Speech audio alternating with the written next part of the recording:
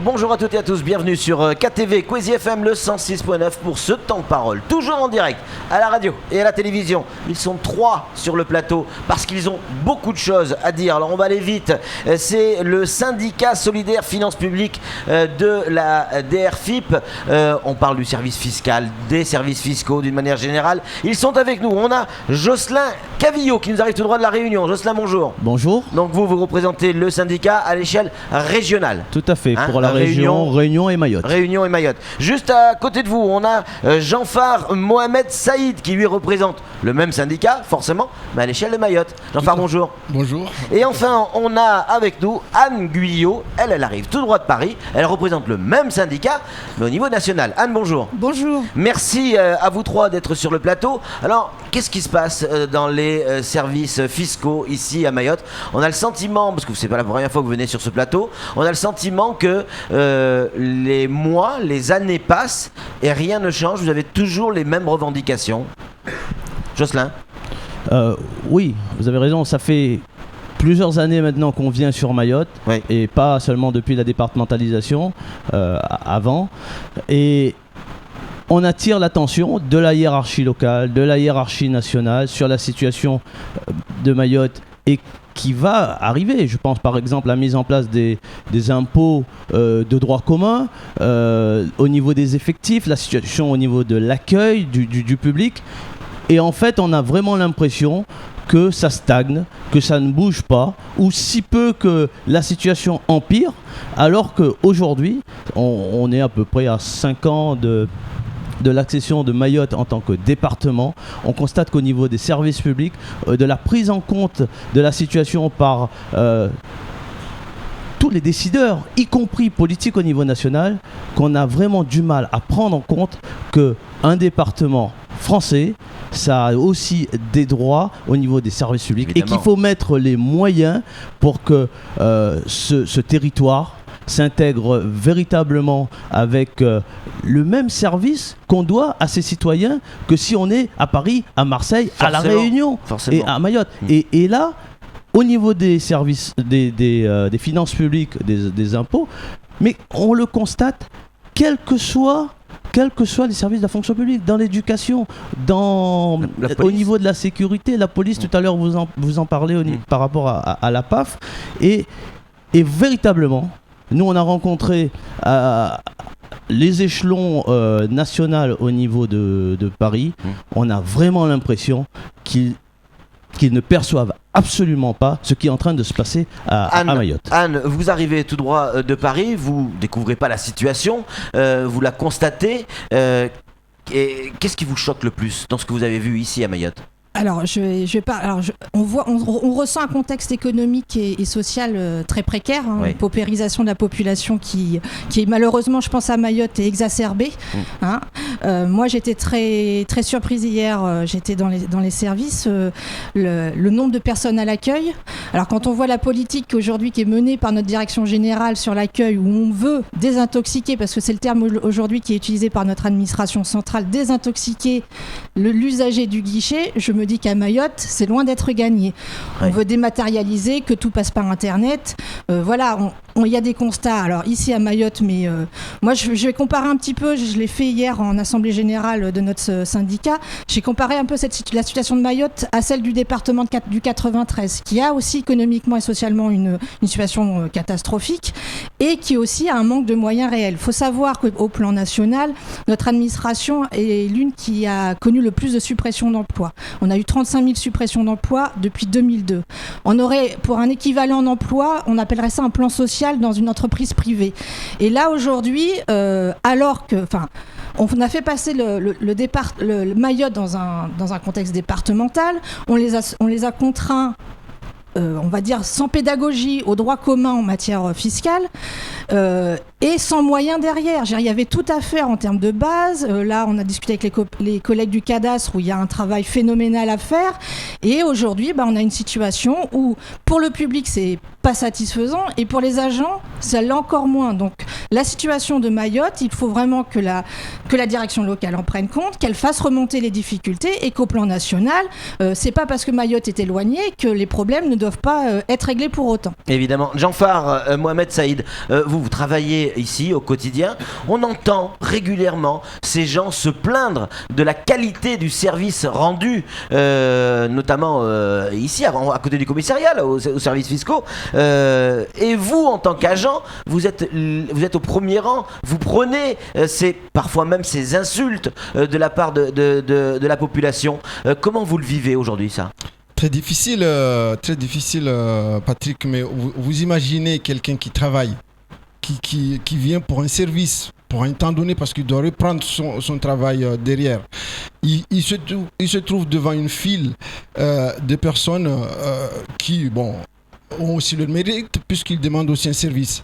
Sauf que c'est tellement énorme. C'est énorme. Il y a des gens qui dorment à un moment donné, à une période de campagne, par exemple, les gens, ils dorment devant. Exact. Mais ils viennent très tôt le matin.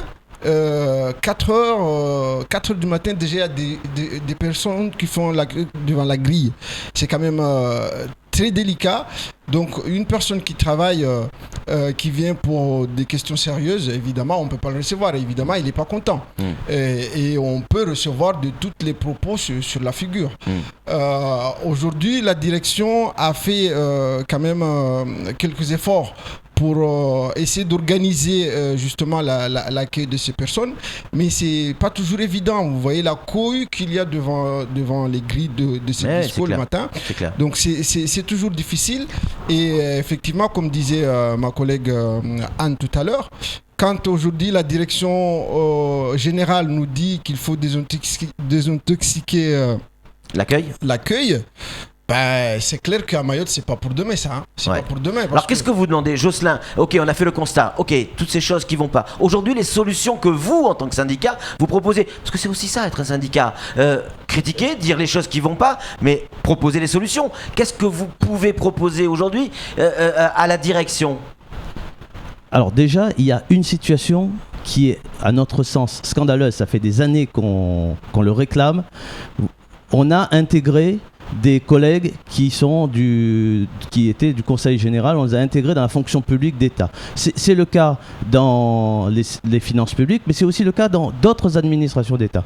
Ces collègues ont été intégrés au premier échelon, alors qu'ils avaient 15 ans, 20 ans, pour certains, 30 ans d'ancienneté. Ça, c'est un scandale. Et s'il y a une chose réellement que nous, on demande, on l'a déjà dit à la direction locale, on l'a dit à la fonction publique d'État, il faut que cette injustice cesse. S'il y a une chose qui nous semble important pour les agents, aujourd'hui agents d'État, qui souvent sont des locaux et qui vivent cette injustice très mal, une chose, il faut les rétablir dans leurs droits et reconsidérer leur ancienneté. Ça, c'est important parce que ça joue sur le moral de ces collègues-là, ça joue sur aussi la motivation et l'équité par rapport aux autres collègues qui y travaillent. Donc, s'il y a un point, voilà ce qu'on demande.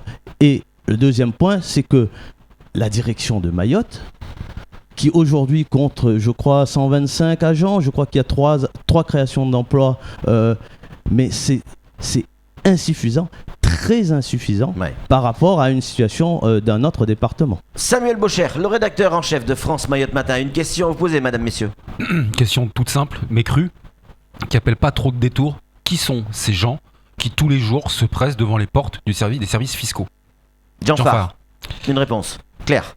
Alors, très clairement, évidemment, tout le monde le sait, mais c'est pas un secret polichinelle, c'est évidemment des clandestins. La grande majorité des gens que l'on voit... La grande majorité des gens qui sont devant les grilles, c'est des gens qui viennent chercher une avis d'imposition pour régulariser leur situation administrative sur le terrain. C'est ce qui fait justement...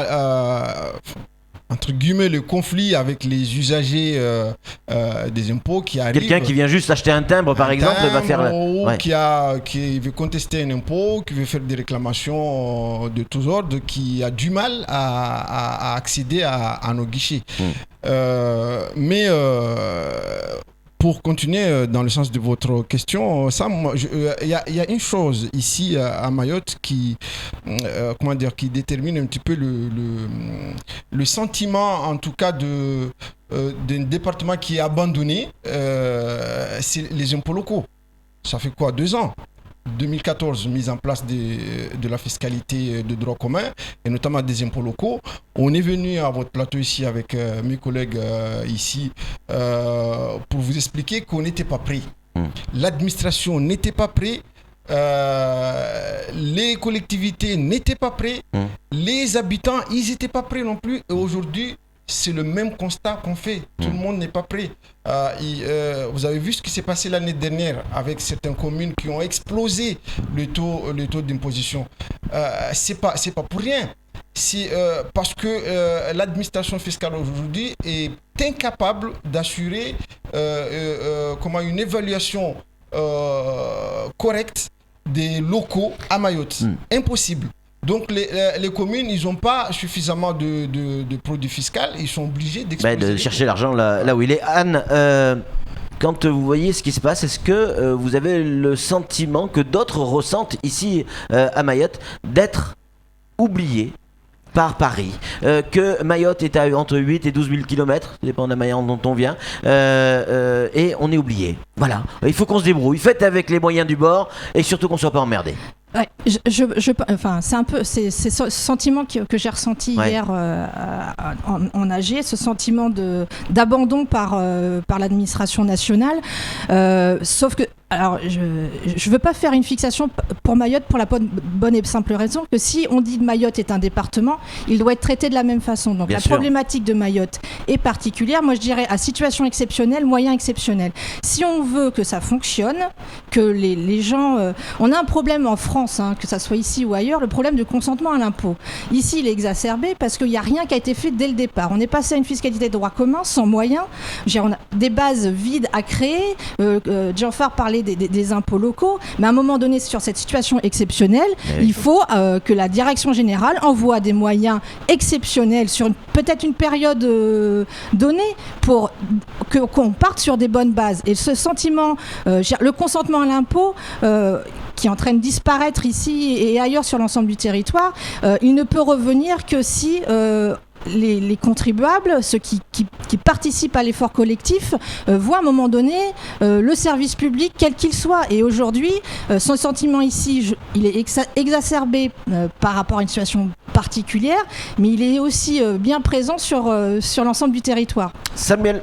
Alors, vous êtes venu très tôt, vous, syndicat de trésor public, sur ce plateau pour dire nous ne serons pas prêts pour la fiscalité de droit commun. À cela s'ajoute l'immigration clandestine, vous venez de nous le dire, donc une fréquentation monumentale, pas d'augmentation d'effectifs.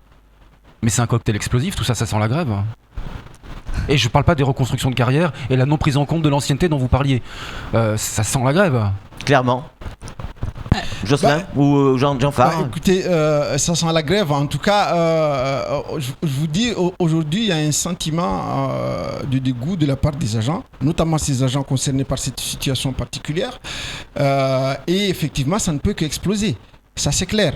Rappelez-vous, vous étiez déjà là en 2006 quand on a commencé l'intégration dans les fonctions publiques de droit commun.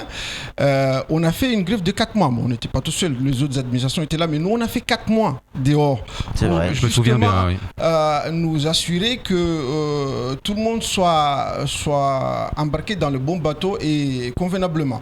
Malheureusement, ça n'a pas été le cas. 4 mois. Les collègues ont été désabusés. Aujourd'hui, c'est difficile, mais ça couvre. Moi, je peux vous assurer. Je ne vais pas vous dire que là, demain, on va sortir dans la rue, on va tout boucler. Mais en tout cas, c'est les têtes. Ils sont pleins maintenant pour les agents, ils en ont marre et à mon avis, ça ne peut qu'exploser et à mon avis, ce serait bien. Jocelyn ou Anne, pour conclure, est-ce qu'il y a encore une solution pour éviter un mouvement? Parce qu'on sait qu'à Mayotte, quand un mouvement démarre, il peut durer. Jean-Phare vient de le dire, la dernière a duré 4 mois. C'est pas rien. Et 4 mois, c'est compliqué dans la vie d'une institution. Est-ce qu'il y a encore une solution pour éviter Alors, on va être clair, Oui. ça fait un certain nombre de temps que les problèmes sont évoqués. Il y a pas dans le dialogue social à la française, il y a quand même un problème. On évoque les problèmes, on n'est pas entendu. Alors, si on doit arriver jusqu'à la grève pour se faire entendre, eh ben, on y arrivera. Alors, c'est pas les organisations qui font un mouvement de grève. Nous, on est là pour cadrer, pour impulser, pour informer. Si les agents estiment aujourd'hui qu'ils ne sont plus entendus de façon, on va dire, légitime, dans un cadre social cohérent, etc., bah, effectivement, leur seul recours, ça sera la grève. Les moyens, à un moment donné, il faut aller les chercher. Alors, on sait qu'on est, pour la Direction Générale des Impôts, on est dans un contexte de contraintes budgétaires, on n'arrête pas de nous le répéter, 35 000 emplois, etc. On sait très bien que si la Direction Générale renforce Mayotte, on sait aussi que ça sera au détriment d'autres, parce qu'il n'y a pas de volonté de créer d'emplois dans notre administration. Mais à un moment donné, comme je vous le disais tout à l'heure, situation exceptionnelle, solution exceptionnelle. Et je pense que la problématique de Mayotte va sûrement se rencontrer sur d'autres départements, parce que la situation de Mayotte est particulière, mais je peux vous dire que pour connaître un petit peu l'ensemble du territoire et des directions, le ras-le-bol des agents des services des finances est à son maximum. Et on pense que la campagne qui va arriver va mal se dérouler par rapport à plein de choses. On nous fait la prime d'activité qui a été créée suite à la suppression de la PPE, qui normalement relève plus de notre compétence puisqu'il passe à la CAF. C'est la CAF qui le fera directement. Le service physique de la CAF, on voit comment il a été réduit. Et aujourd'hui, on demande aux agents des finances publiques d'assurer cette mission alors qu'on n'a pas les moyens de le faire. Donc voilà, il y a un moment donné, je pense que la coupe est pleine. On n'arrête pas au niveau local, régional, national, d'alerter sur la situation. Et je pense effectivement qu'aujourd'hui, on est arrivé devant un précipice, et comment on fait pour arrêter et pas tomber dedans, quoi. La coupe est pleine, ça sera le mot de la fin. Merci Jocelyn, merci Djanfar et merci Anne d'être venus sur ce plateau et d'avoir choisi Kwesi pour vous exprimer. C'est tout pour ce temps de parole. Tout de suite, la suite de nos programmes.